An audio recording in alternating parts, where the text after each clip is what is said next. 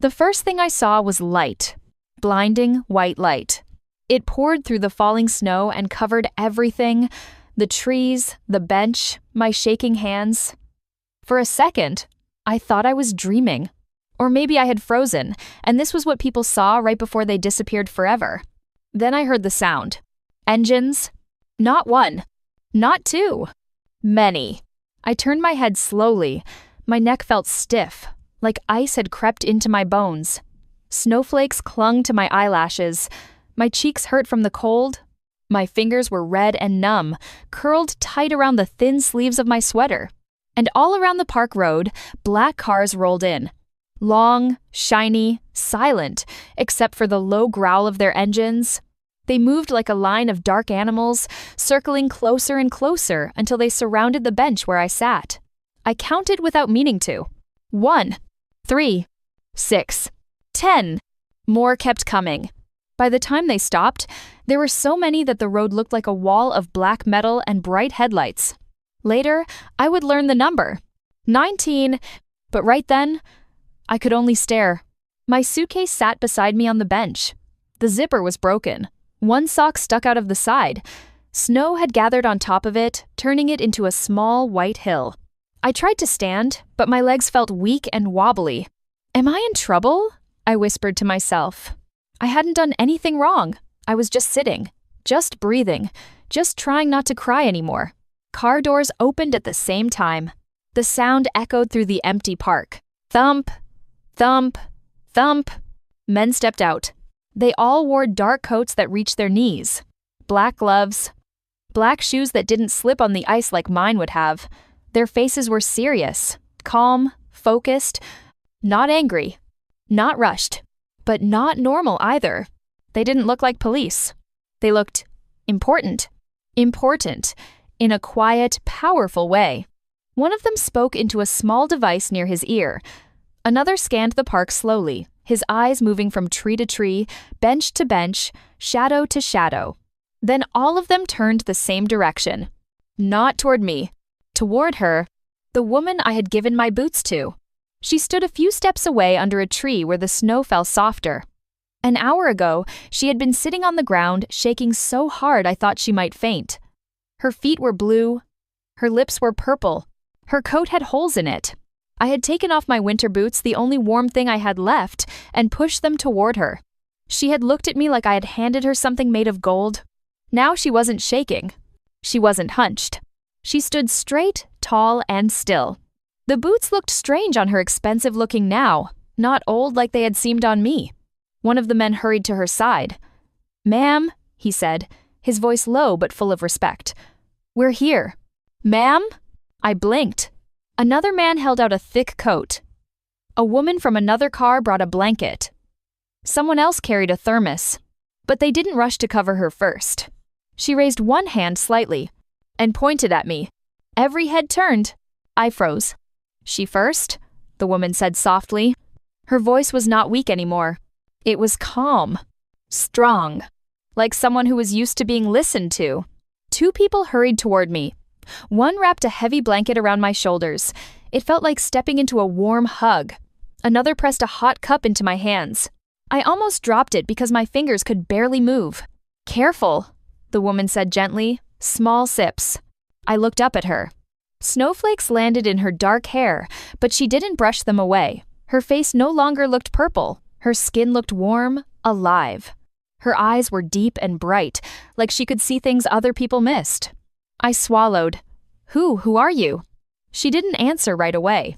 Instead, she stepped closer. The people around her gave her space without being told. The snow crunched softly under her boots, my boots. She stopped in front of me. Up close, she didn't look like someone who lived on the street. She looked like someone who had chosen to be there. Her gaze moved over my face, my shaking hands, my thin sneakers buried in snow. "You're freezing," she said. I gave a small laugh that came out like a cough. "Yeah," I noticed. Somehow, that made her smile. Not a big smile. A sad one.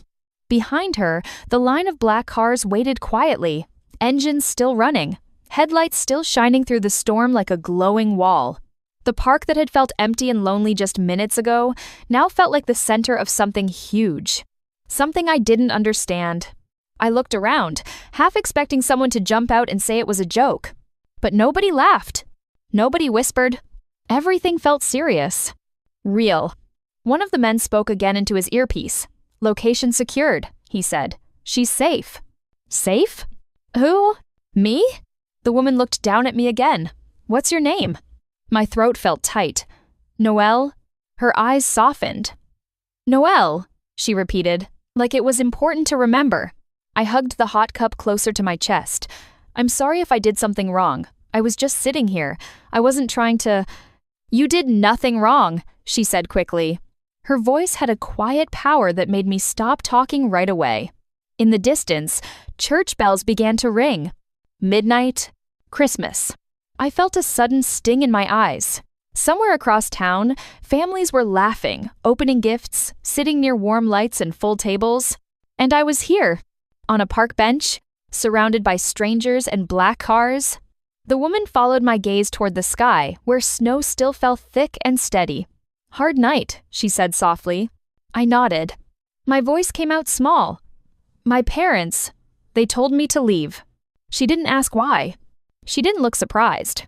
She just watched me like she already understood more than I had said. The wind blew harder, making the trees whisper and the snow swirl sideways. One of the men stepped forward. "Ma'am, we should get you inside." "In a moment," she replied. She never looked away from me. "Why did you help me?" she asked quietly. I blinked. "Because you were colder than me. That's all?" I shrugged, my blanket slipping a little.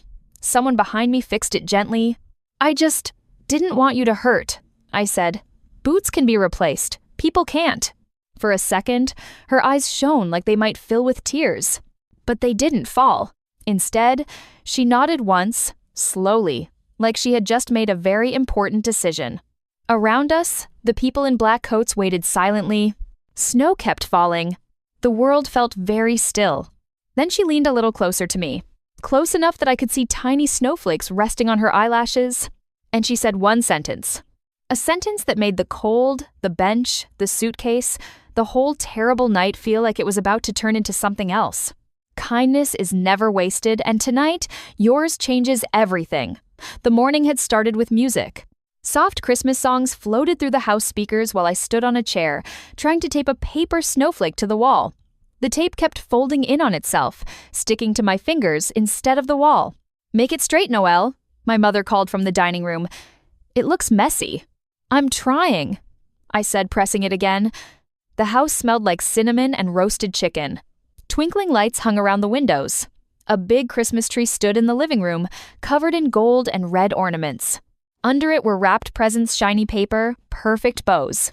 None of them had my name on them. I climbed down from the chair and smoothed my sweater. It was last year's sweater, a little too short at the sleeves now. I pulled them down anyway. My sister Brielle walked into the room just then, wearing a soft white dress and fuzzy socks. Her hair fell in perfect waves over her shoulders. She didn't even look at the decorations. She went straight to the tree. "Oh my gosh, is that mine?" she said, picking up a small box with a gold ribbon. She turned it in her hands, smiling. "Mom, is this the bracelet set I wanted?" My mother appeared from the kitchen, wiping her hands on a towel. "Don't shake it, Brielle," she said, but she was smiling too. "You'll see tonight." Brielle hugged the box to her chest anyway. "I just know it is." I watched from the side, trying not to feel the familiar tightness in my chest. It wasn't new. Every year was like this. Brielle got excited, loud, full of sparkle. I stayed quiet and helped clean up wrapping paper. Dad sat in his usual chair by the window, reading something on his tablet. He barely looked up. I went back to the kitchen to help. "Do you need me to cut vegetables?" My mother handed me a cutting board without looking at me. "Make yourself useful." "I always do," I said under my breath. "What was that?" she snapped. "Nothing." I chopped carrots carefully, trying to keep the pieces even. I liked cooking. It made me feel calm, like I could still be part of the family, even if no one said it out loud. From the living room, Brielle's laughter rang out. "Mom, can I wear the red heels tonight, the new ones?" "If you don't scratch them," Mom replied. I glanced down at my own shoes by the door. Old sneakers. The soles were thin. One lace was shorter than the other. By afternoon, the house looked perfect. The table was set with candles, plates shone, everything looked like one of those happy holiday photos. But it didn't feel warm. It felt like a stage. And we were just actors pretending to be a loving family. Around evening, Brielle came rushing into the kitchen, her face pale. "Mom," she gasped. "My bracelet, the diamond one Grandma gave me, it's gone." My mother turned sharply. "What do you mean gone?" "It was in my jewelry box this morning. I wanted to wear it tonight, and now it's not there." Dad looked up from the living room. "Did you check properly?" "Yes," Brielle said, her voice shaking. "It's missing." My mother's eyes slowly turned toward me. I froze, knife still in my hand. "Noelle," she said slowly, "have you been in your sister's room?" I blinked. "No. Why would I go in there?" "Don't lie," Brielle said, crossing her arms. "You were cleaning upstairs earlier." "I was vacuuming the hallway," I said. "Mom asked me to." "That doesn't mean you didn't go inside," she replied. "I didn't." My voice rose without me meaning to. Dad stood up now, his face tight. "This is not the day for drama. I swear I didn't touch anything," I said, my heart starting to pound. My mother walked past me toward the stairs. "We'll see." We all followed her to Brielle's room. It was huge compared to mine. Soft pink walls, a white desk, a mirror surrounded by lights. Mom opened the jewelry box. Empty space where the bracelet should be. Her lips pressed into a thin line. "Noelle, I didn't take it," I said again, my voice shaking. "Then where is it?" Brielle demanded, tears suddenly filling her eyes. "That bracelet means everything to me." "I don't know," I cried. "Maybe you misplaced it." "I'm not stupid," she shouted. Mom turned to me, anger flashing across her face. "You are jealous of your sister. You always have been." "That's not true. You have nothing, and she has everything," she continued. "Of course you'd want to take something." I felt like the air had been knocked out of me. I would never steal. Dad rubbed his forehead. "Just give it back, Noelle. We can forget this happened." But I didn't. "Enough!" Mom yelled. The room felt smaller. The Christmas lights outside the window blinked cheerfully, like they were laughing at me. "I raised you better than this," she said, but her voice was cold, not sad. "If you're going to behave like a thief, you can't stay here." My stomach dropped. "What?" "Pack your things," she said. I stared at her, waiting for her to take it back. She didn't. Brielle stood behind her, one hand covering her mouth. But I saw it. The tiny smile in her eyes. "Mom, please," I whispered. "It's Christmas Eve. That doesn't change what you did." "I didn't do it." Dad looked away. He didn't say a word. That hurt the most. I went to my room in a blur. My hands moved on their own, pulling clothes from drawers and stuffing them into my old suitcase. Socks, a sweater, my toothbrush. I kept thinking, this isn't real. They'll stop me any second. They didn't. When I came back downstairs, the house looked the same as always. Warm lights. Beautiful tree. Perfect table. Like nothing had happened. Mom opened the front door. Cold air rushed in, carrying snowflakes with it. "Go," she said. I stepped outside slowly, my suitcase bumping against my leg. Behind me, Brielle's voice floated out sweet and sharp. "Let's see how you survive in the real world." The door slammed. The lock clicked. And just like that, I wasn't part of the family anymore. Snow fell harder as I walked down the street. My breath came out in little white clouds. My fingers hurt from pulling the suitcase over the icy sidewalk. I didn't know where to go. I just walked. Past houses glowing with Christmas lights. Past windows where families laughed around dinner tables. Past everything that felt warm and safe. Until I reached the small park near the main road. I sat on a bench, pulling my thin jacket tighter around me. That's when I saw her. A woman sitting on the ground near a tree. Barefoot. Her skin looked purple from the cold. She was shaking so hard her teeth chattered.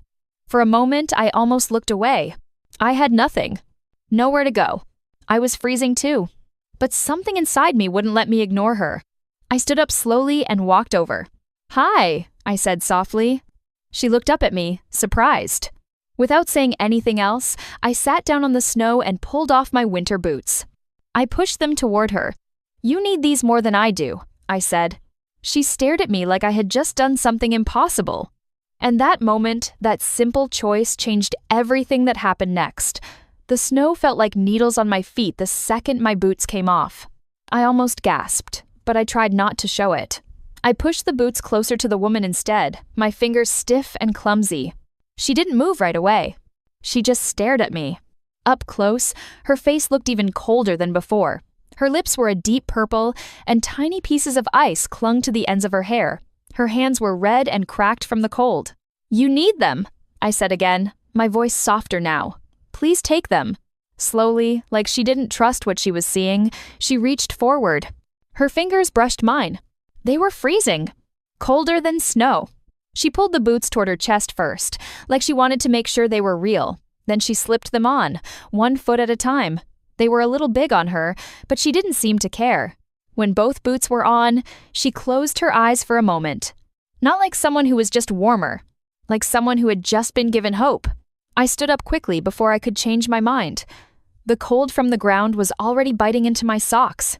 I should go, I said, even though I had nowhere to go. Wait, she said. Her voice was weak, but clear. I turned back. Why? She asked. I blinked. Why what? Why give me your boots when you are freezing too? I shrugged, hugging myself. Because you were worse. That's all? I nodded. Yeah. She studied my face carefully, like she was trying to read something written there. What is your name? She asked. Noelle? She repeated it softly. Noelle. The way she said it made it sound important.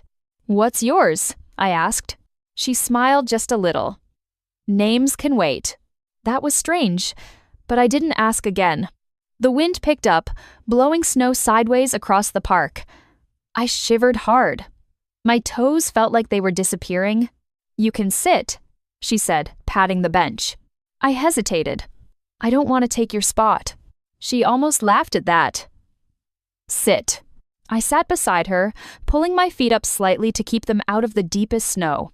The bench was like ice. My suitcase sat at the other end, slowly turning white. For a few minutes, we didn't talk. Cars passed on the distant road, their lights glowing through the snowfall. Somewhere far away, music played a Christmas song carried by the wind. You should be somewhere warm tonight, she said quietly. Me too, I answered, before I could stop myself. She turned her head. What happened? I stared at the ground. My family thinks I stole something. Did you? No. She nodded once. I didn't think so. I looked at her, surprised. How do you know? She tapped her chest gently. Some things you feel. I didn't understand, but the way she said it made me believe her. My body started to feel heavy. The cold wasn't sharp anymore. It was dull and sleepy. My eyelids drooped. Hey, she said quickly, stay awake. I'm just tired, I murmured. Noelle, look at me. I forced my eyes open. Her face looked different somehow. Not warmer, but more focused, more alert. Help is coming, she said. I gave a weak smile. For you? For you, she replied. That didn't make sense. I was just a girl with a suitcase and wet socks. But before I could ask more, I heard something. Low, far away.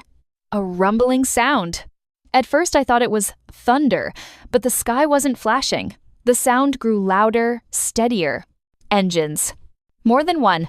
Headlights appeared through the curtain of snow at the edge of the park road. One pair. Then another. Then more. They didn't rush or honk. They moved smoothly, like they knew exactly where they were going. I sat up straighter. What is that? She watched calmly. Right on time. My heart started pounding. Do you know them? She didn't answer.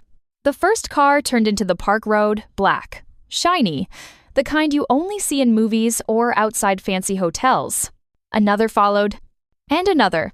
They formed a slow line along the road beside the park, their lights cutting through the snow like bright swords. I counted without meaning to. 5, 8, 12. My breath caught. They kept coming. The doors opened almost at the same moment.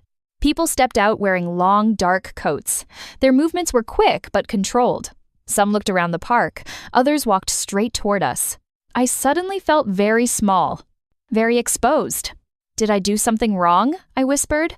The woman stood up beside me, and something changed. She wasn't shaking anymore. Her back straightened, her shoulders lifted. The weak, freezing woman I had seen before was gone. In her place stood someone calm, someone important. The people approaching slowed when they reached her. One man stopped a few feet away and lowered his head slightly. "Ma'am," he said. "Ma'am?" Another person hurried forward with a thick coat, but paused, waiting. The woman didn't put it on. Instead, she pointed at me. "She first," she said. Immediately, two people came toward me. One wrapped a heavy blanket around my shoulders. Another handed me a warm drink. I stared at them, confused. What is happening? No one answered. They were all looking at her, waiting, like she was the center of everything. She turned to me, snowflakes landing gently on her dark hair. And in a calm, steady voice that no longer sounded weak at all, she said, "Kindness is never wasted, and tonight, yours changes everything." The blanket around my shoulders was thick and heavy, like something from a hotel. Warmth slowly crept back into my arms, but my mind still felt frozen. I stared at the woman, at the people standing around her, at the long line of black cars glowing through the falling snow. This didn't make sense. An hour ago, she had been sitting on the ground, barefoot and shaking. Now, grown men in dark coats stood in a half circle around her like she was someone very important. She stepped forward, and they all moved back slightly to give her space without being told. That's when I noticed something else. No one was talking over her. No one was rushing her. They were waiting for her to speak. The man who seemed to be in charge stepped closer. He had short gray hair and sharp eyes that missed nothing. "Ma'am," he said quietly, "the roads are clear. We can leave whenever you're ready." "Leave?" She nodded but didn't move yet. Instead, she looked at me again. "Noelle," she said gently. Hearing my name in the middle of all this made my chest tighten. "Yes? Can you stand?" I tried. My legs wobbled, but two people were beside me in seconds, steadying my arms without grabbing too tight. "I'm okay," I whispered. "You're safe," she corrected softly. Safe. That word felt strange, like it belonged to someone else's life. One of the women from the cars knelt in front of me and carefully slipped warm, dry socks over my frozen feet. Then she helped me into soft winter boots that looked brand new. I blinked. "These aren't mine." "They are now," she said with a small smile. I didn't know what to say. No one had given me new shoes before. The gray-haired man spoke again, this time into a small microphone near his collar. "Primary secured," he said, proceeding to departure. Primary? Was that me? The woman, the one I gave my boots to, finally allowed someone to place the thick coat around her shoulders. It looked expensive, perfectly fitted, like it had been waiting just for her.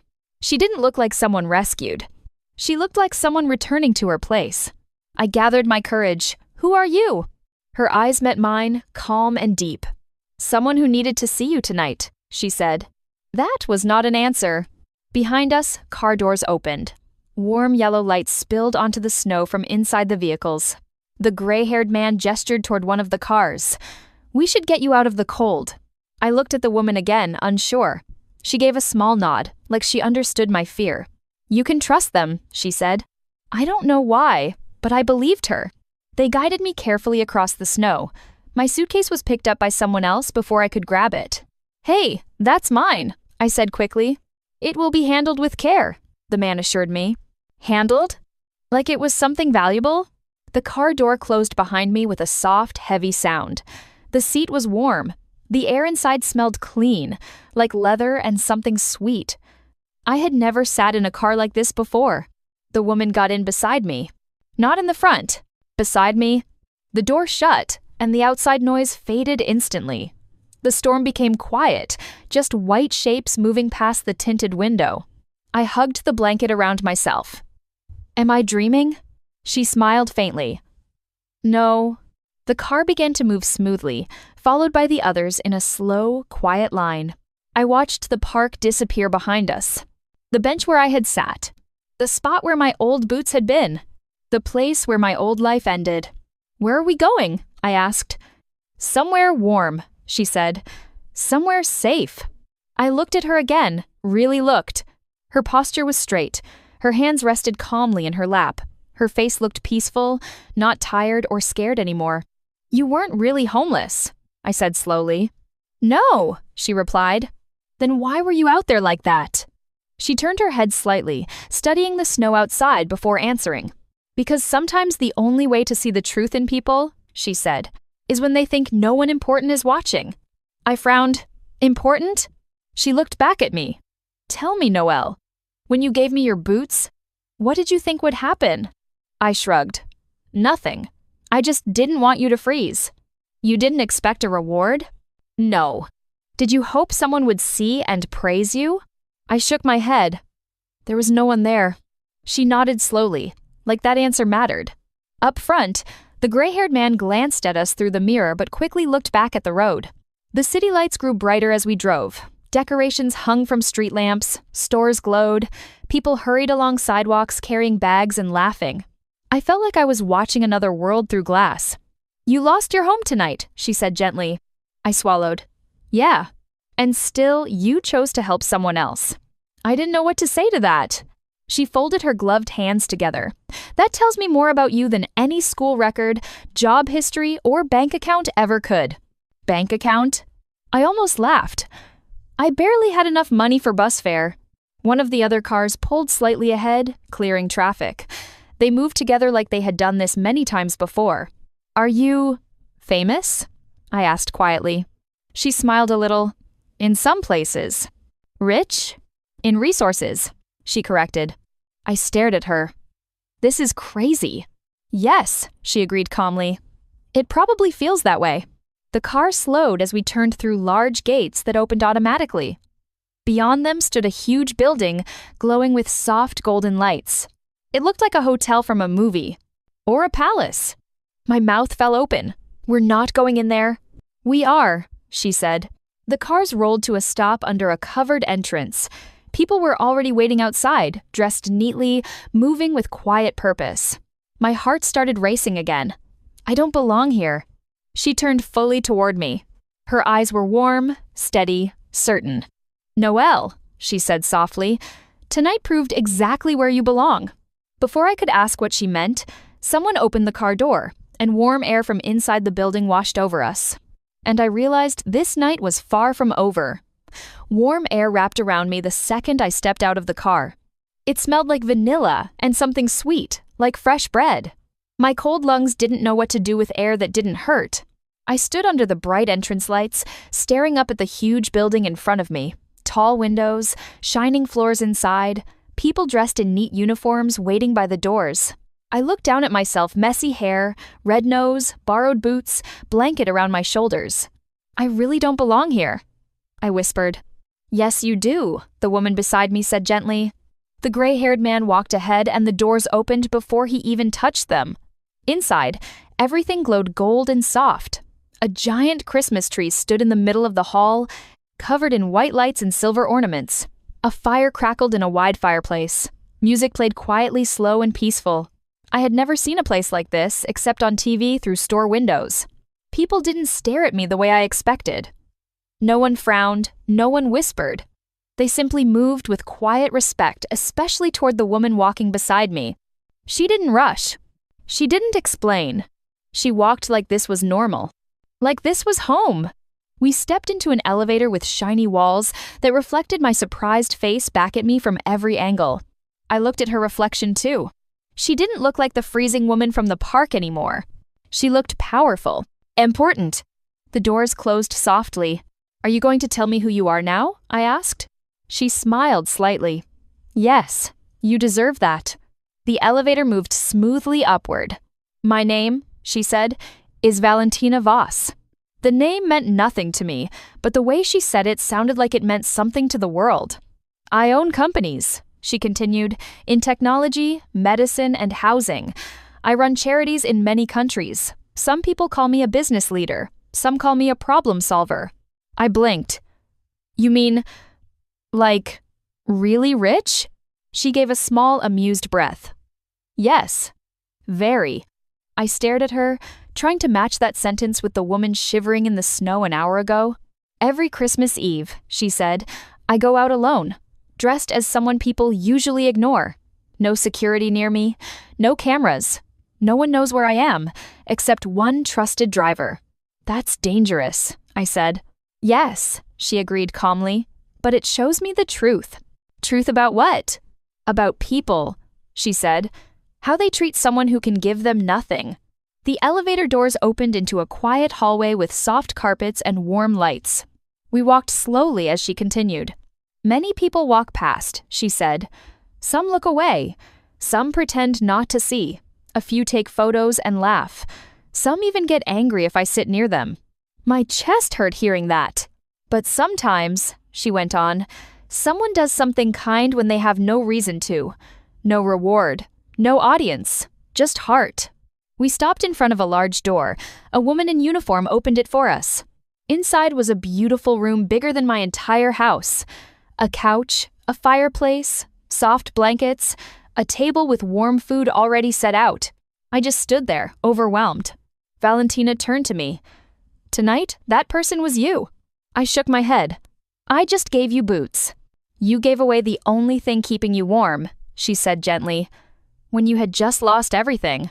I swallowed hard. She motioned for me to sit near the fire. Someone brought hot soup and placed it carefully in my hands. I didn't realize how hungry I was until the first spoonful touched my tongue. I almost cried from the warmth. Valentina sat across from me. You didn't hesitate, she said. You didn't ask my story. You didn't judge me. You didn't expect thanks. I stared into the bowl. I just didn't want you to hurt. She nodded. That is exactly why your life is about to change. I looked up quickly. How? She folded her hands. I have programs, she explained, for young people who have been pushed aside, ignored, or treated unfairly. Education, housing, mentorship, safety. But I do not choose people from forums or interviews. How do you choose? I asked. I look for character when no one is watching. My heart pounded again, but not from fear this time. You mean, me? Yes, Noelle. The way she said my name made it feel like something precious.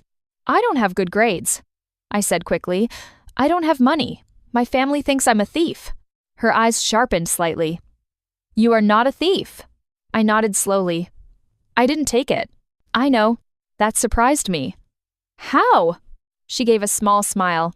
Because I had someone quietly look into it while we drove. My eyes widened. Already? She nodded. Your sister hid the bracelet in a winter boot box in the back of her closet. My mouth fell open. She planned it, Valentina said calmly.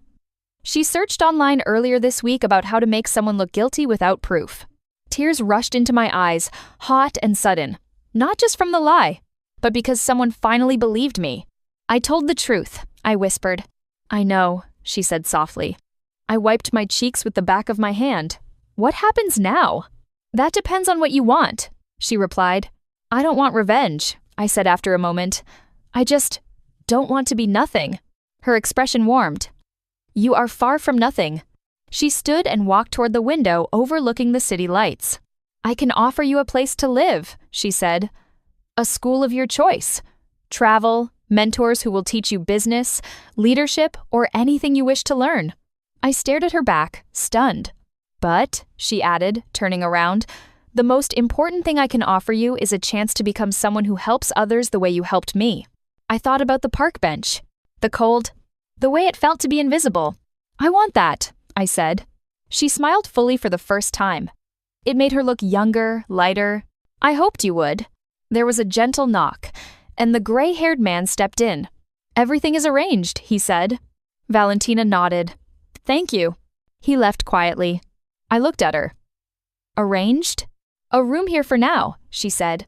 Tomorrow, we'll get proper clothes, documents, and begin planning your future. Just like that? Just like that, she confirmed. I looked down at my hands, still wrapped around the warm bowl. This morning, I had been taping paper snowflakes to a wall where no one wanted me. Tonight, I was in a place that felt like a dream, with a woman who had more power than I could understand, telling me I mattered, all because of one choice. One moment, one pair of boots. Valentina stepped closer and gently placed a hand over mine. You lost a home tonight, she said, but you found a new path. I took a shaky breath. Thank you. She shook her head softly. No, Noelle. Thank you. Outside the tall window, snow continued to fall over the city.